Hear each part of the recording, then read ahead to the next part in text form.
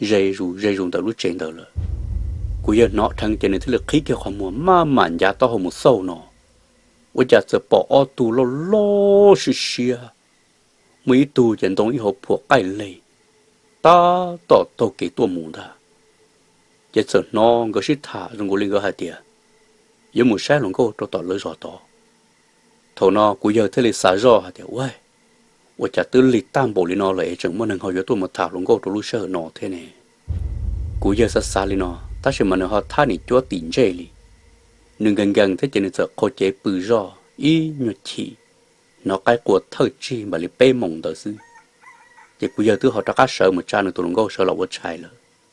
người nhỏ sĩ thà ý nhột chỉ trong đó là thổi giá càng tu li chi mộng đó chẳng chỉ tôi bỏ kê li ta sẽ tôi luôn có là tôi họ yêu mùa tê thế chỉ bây giờ sợ đã cá lọt chế了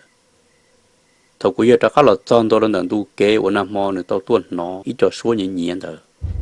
chỉ ta tỏ thầu luôn tu can đi hú xì bỏ kê đâu vào lần ta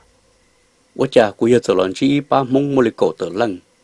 打到手时身体做了只都给热热多么，接了这努古也下的多罗，个有莫了考虑，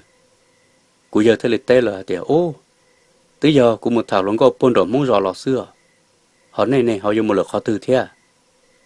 lỡ giờ tới đồ古也下的哦，tới giờ bé打到手时有门叫nhà đồ bé tụ tu nó,古也giờ đi cái một sai đồ tụ lộ, hoặc là cho mình thiệt nhà đời nó. 我家呢没找，没几个人我来读那么，我能拿是他都给多么的，同到古有这里音乐上给着了么热热了，我家古有有花木头热了，要被捉当代是，你这地给晒着到家呢，我家这是去把这梦的落都打里了，古有这啥热还的，喂，我家这梦呢有门整无落呢，古有这是晒，木头把到装着给里音着么到。 我家只bỏ ít tròn đó cho chỉ bỏ ít tụ luôn dùng lý thế, giờ cuối giờ chỉ linh trần trong tất cả là một chế rồi, cuối giờ thứ là nho tổ o nu tổ ca, giờ cuối giờ giờ xả rõ thế giờ luôn có trồng rồi, giờ tổ tất cả một thảo luôn có cho, thầu cuối giờ một son tổ là số lúc trong toàn giả số, giờ ta tỏ giờ trộm mông trộm đủ rùa, họ ta tỏ giờ lúc sẽ hận đủ sẽ phải xỉa thiên ta. Mà dân chừng nói ý chế số ta kể li, ta chỉ rồi nó bây giờ họ chỉ nói cho số nhẹ nhẹ đó là, bây giờ thế là chẳng trong một son đồ là bốn đầu này tụi nó là lú giò, giờ là ta tỏ nó mò giò giò, bây giờ thế là một tua kiện được họ chế sau một đồ sao họ, vợ cha, bỏ lỡ chế nướng nó mò giò giò chứ chỉ bỏ tụi nó câu li,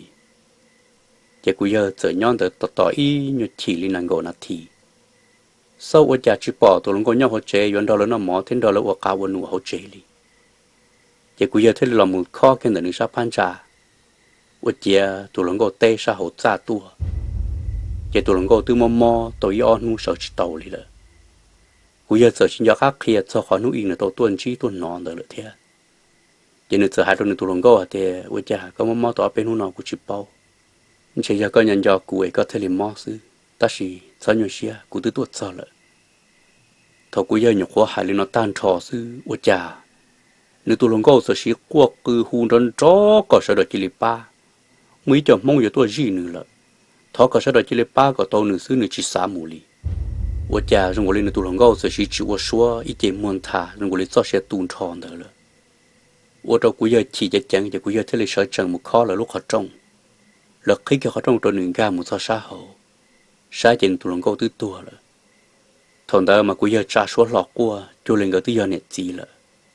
thằng nó chỉ cuối giờ thế là tụi nó lấy trên nương nho ba lỡ lì đá lì khua,